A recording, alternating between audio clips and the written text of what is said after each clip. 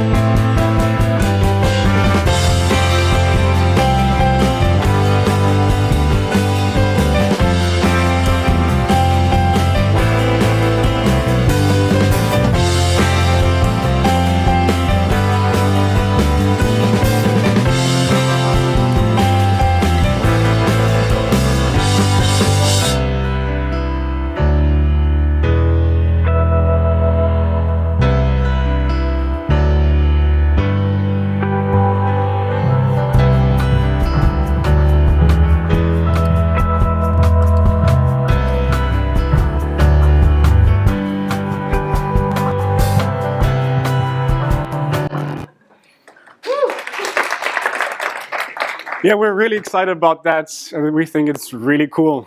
So, of course, we had our users evaluate our product, and we were in the fortunate situation to basically have a full website already completed because we worked on it for so long. And there was the bare bone structure of our e-learning platform that you just saw was already there. So in the first part of our survey, we had the users evaluate the overall look and feel of our website. And as you can see, they rated it fairly high already in the beginning, and we could slightly improve in the second evaluation round when we adjusted the layout a little bit and, of course, add more and more content to the ESP zone itself. The second part of our survey was mostly targeted at first-year students because they were going to use our e-learning tool. And yeah, in the first round, as you can see, that was beginning of September, they could not really attribute too much value to this product because they had just started school. However, in the second round, they loved the product. They thought, okay, this is a good addition to our live classes. They felt like they would get extra information on top of the content covered in class, and they also felt like they increased their performance through the use of our tool. But let's just use some testimonials. So the first one from our client, second one from our coach, and a third one from an anonymous student. Give you some time to read it. Those are really nice, motivating words. But there were some other comments that really stuck with us.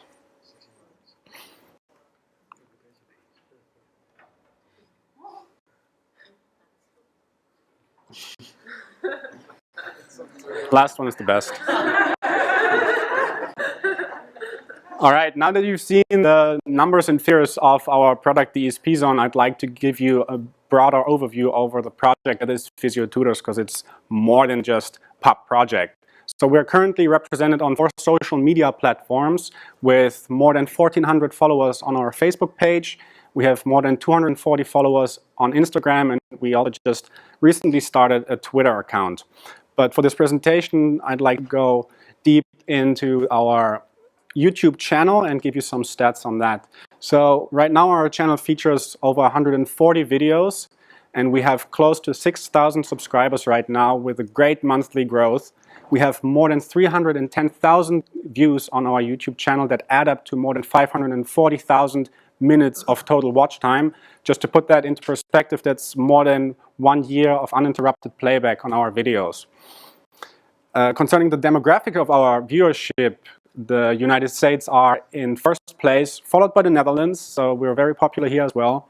In third place, we have Great Britain, followed by Canada, and our friends from down under in Australia are on number 5. Concerning gender division, it's pretty much equal between males and females, and they are mostly between 18 and 34 years old, and then it kind of flattens out the older they get. But this makes sense to us because this is the new generation of physiotherapists who are really motivated, and they're on the lookout for high quality and evidence-based content on the internet. Kai mentioned that e-learning should be mobile friendly, and as you can see, a third of all of our clicks come from mobile devices such as smartphones and tablets. That's why we emphasize a lot that our product is mobile friendly. So to round off this presentation, I'd just like to take you on a journey onto the future of Physiotutors and give you some of the ideas that we have. So content-wise, we want to expand our library of orthopedic assessment content because that's our main business right now. Furthermore, Kai and I, we're going to start the manual therapy masters this September, so you can expect a lot of content on that. And there have been lots of requests on applied anatomy content, and we're definitely going to do that because we also feel a lot of you might have struggled with the topic in the past because it's a lot to remember. Furthermore, we want to start going into treatment and therapeutic exercise as well. And we want to embark into other domains of physiotherapy, such as neurology or pediatrics or physiology, but this might also be done by other tutors as well. So, of course, we're still students for a couple of weeks, and Physiotutors has always been sort of a side project to our studies, and we couldn't really focus a lot on marketing. So that's pretty much on the top of our list, that we have to work on search engine optimization so people can find us easier on Google. A Google ad grant will definitely help us with that. We have to still optimize our website because I'm also just a beginner, and we are currently working on building a professional network with other physiotherapists who are active on social media and who share the same passion in trying to advance the profession a bit. Lastly, there are also commercial aspects to Physiotutors, but we're not going to cover those today, but everyone in the room, you're gladly invited to come to our business pitch on June 20th. So on that note, I'd like to close this presentation. Thank you very much for attending. Also, thanks to our live stream audience for tuning in. And I'd like to hand over the mic to you for questions. Or Francisco, are there any questions on the YouTube live stream? Thank you.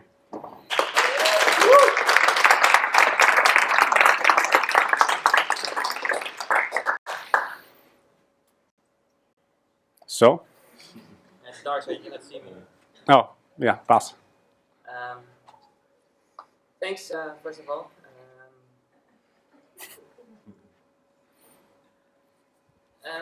Yeah, so the presentation and everything looks amazing, but I'm thinking of the quality of the work that you deliver in the video. So can you say something about how you make sure that whatever you show is also of the quality content-wise?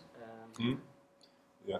Do you want? Oh, I just answer. Yeah. First of all, we attended every single first-year class for this subject, so it was basically the second time that we went through it.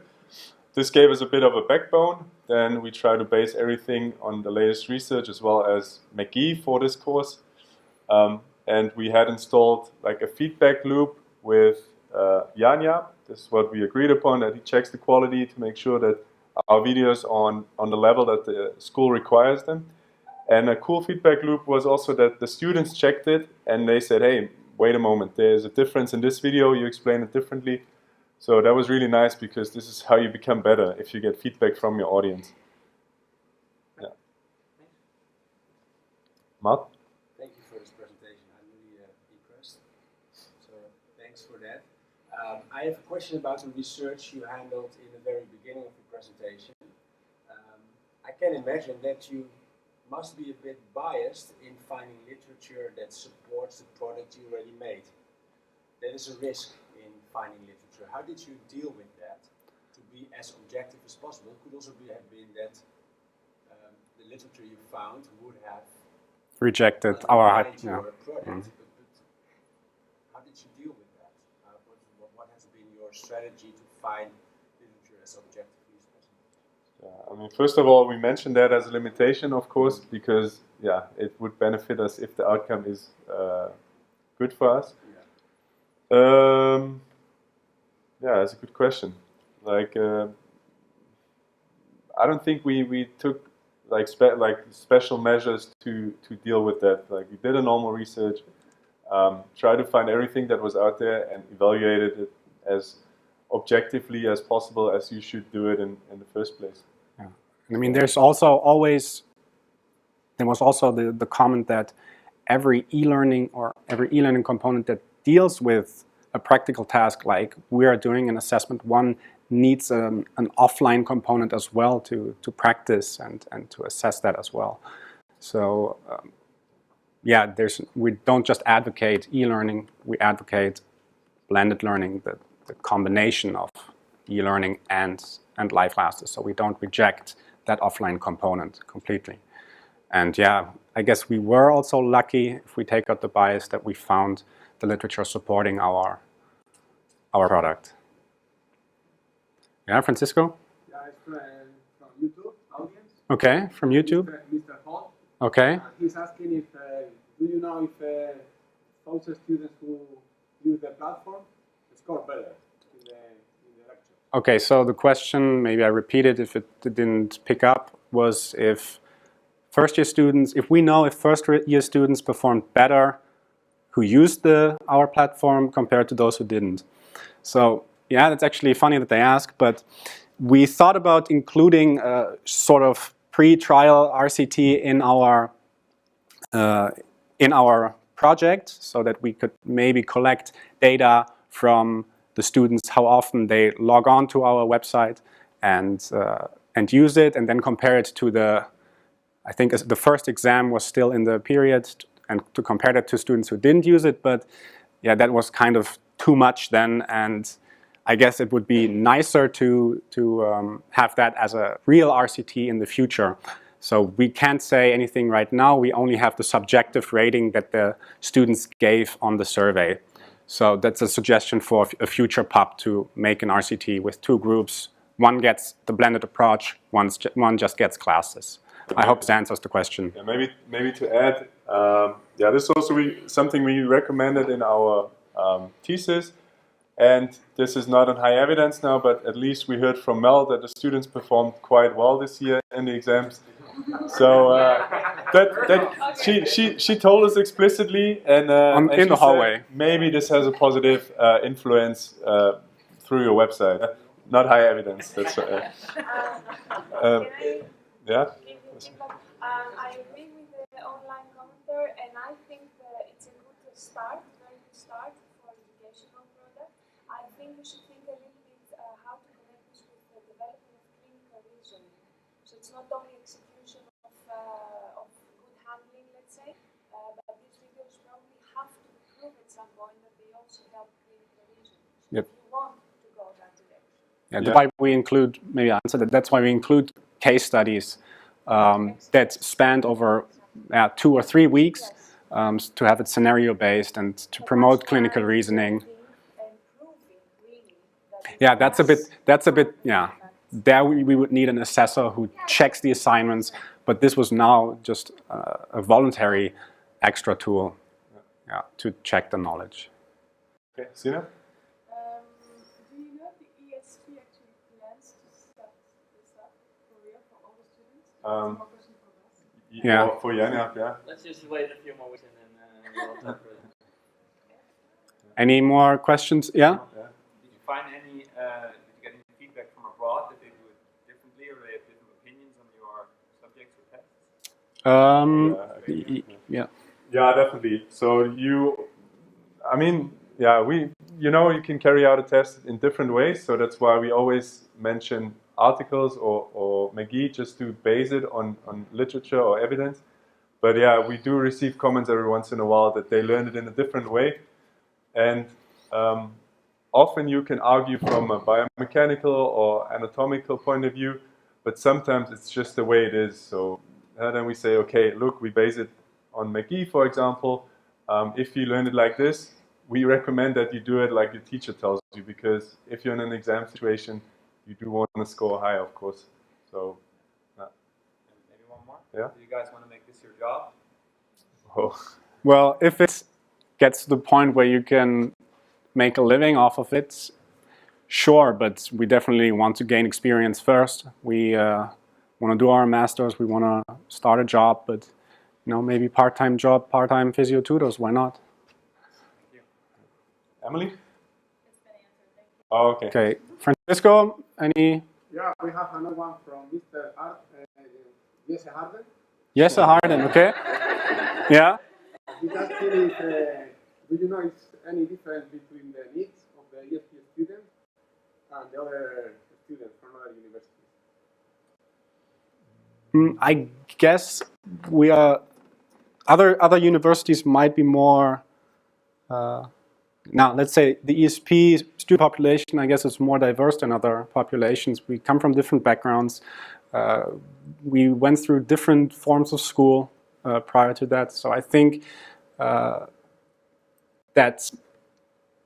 setting up a tool that fits all of these different cultures and maybe different learning and personality types, even though personality type doesn't really have an influence on e-learning, maybe is a bit more challenging to fit to accommodate everybody. But yeah, that's the only thing I could think of. Yeah, maybe if I can add, yeah, I'd say yes, because we know from another source that they are using it in a school actually, our videos, just the videos, of course. So that gives us some kind of confirmation. And yeah, the audience kind of confirms it as well, I think. But yeah, so that we really have a statement about it from a school that they say, hey, this is great. No idea, but the Dutch program approached us and they said they would like to go further into it, so I guess you know more about it. And we don't know what the status is on that right now, because that meeting was quite a while ago before our internships, and they were interested in using the videos, so that's all we can say about it, till now. Yeah. Steffi? Oh, yeah, I think she was first. What happens if you get jobs in different places? What happens to physio tutors? Right now, the planning is, yeah. I mean, we don't have a marriage agreement or anything, but we are kind of planning to maybe go full throttle on this one first, see where it goes, and start our masters. So we will be in the same place for the next 3 years at least.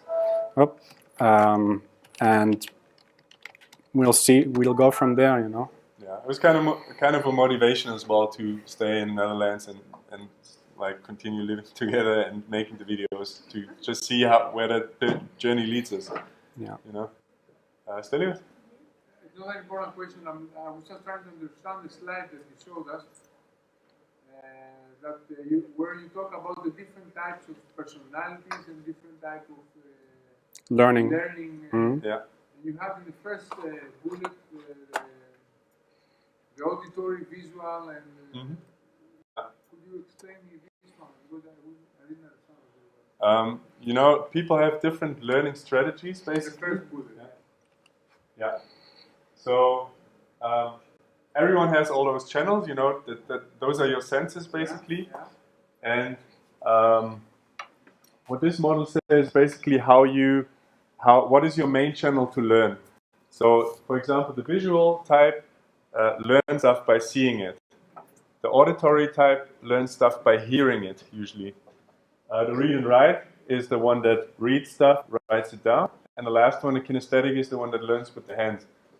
So it is just another learning, another way of categorizing students apart from the other three that you mentioned. Yeah, it's a way to categorize students according to their preferred learning channel. Yeah, okay. And you found no different. No, that was kind of a surprise because you would expect maybe to have the kinesthetic type that they have problems, but in the research it didn't show. Thank you. Okay, so that rounds up our presentation. Thanks again for the questions and attention. Yeah. Thank you.